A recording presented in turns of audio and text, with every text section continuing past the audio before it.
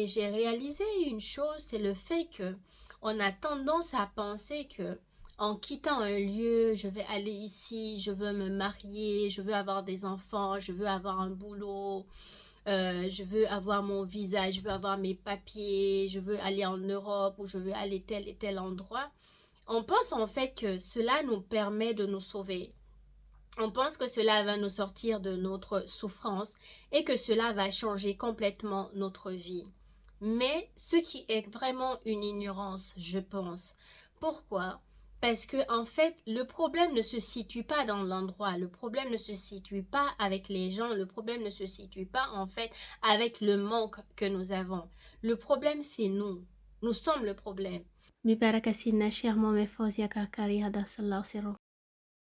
Donc, même si nous allons en Europe, nous allons partir avec ce problème-là, car il est à l'intérieur de nous.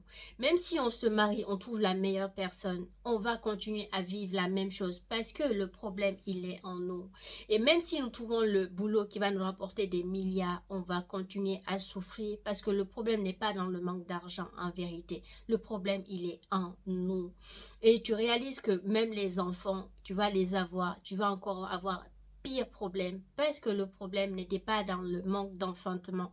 Le problème, il est à l'intérieur de nous. Subhanallah. Donc, partout où tu vas aller, tu vas trimballer ton problème, tu vas trimballer ta maladie. Et c'est ça qui va faire que tu vas vivre les mêmes situations avec toutes les situations qui vont changer dans ta vie. Subhanallah.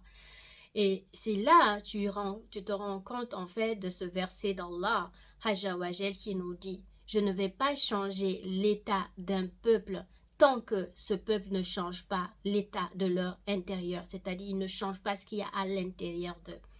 Donc tant que je ne change pas en fait ce problème qui est en moi, ma maladie qui est à l'intérieur de moi, qui fait que je souffre, tant que je ne change pas mon état de pensée, ma façon de penser, ma façon d'être, quand que je ne pense pas mes façons d'agir, je vais continuer à vivre ce que je vis, quel que soit en fait le changement qui va s'effectuer dans ma vie. Subhanallah.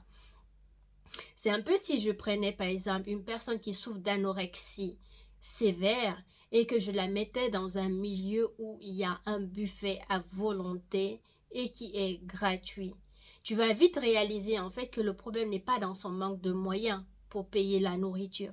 C'est pas dans le manque de moyens où il n'y a pas le choix de nourriture. Non, le problème il est interne. Et en parlant de ça, qu'Allah vienne en aide des personnes qui souffrent d'anorexie. Donc, c'est ce type de situation où tu te rends compte, le problème, c'est une maladie en moi.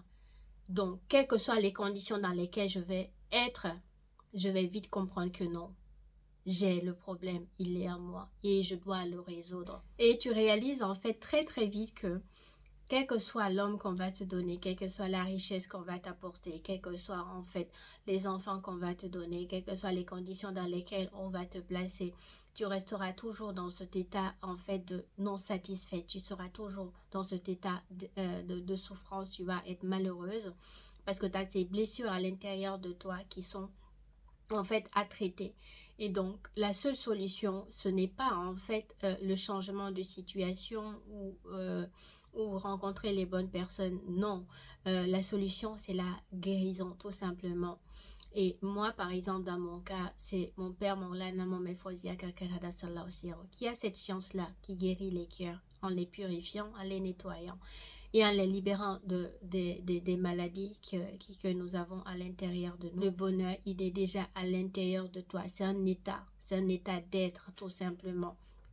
Et une fois que Allah te fait rentrer dans cet état d'être, tu te rends compte en fait, dans le lieu dans lequel tu es heureux et ça te suffit. Même si on te met au milieu du chaos, même si on te met au milieu du désert sans eau, l'état dans lequel tu es va te procurer un bonheur qu'on ne peut pas imaginer.